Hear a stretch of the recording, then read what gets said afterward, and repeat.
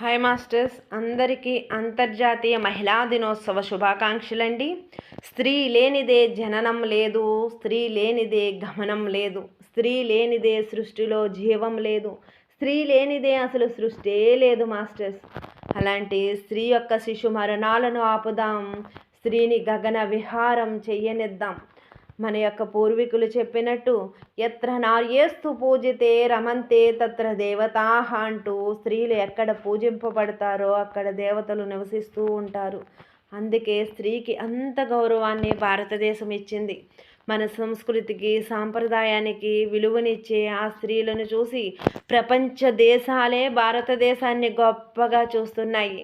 అది స్త్రీ యొక్క గొప్పతనమని నేను చెప్తాను.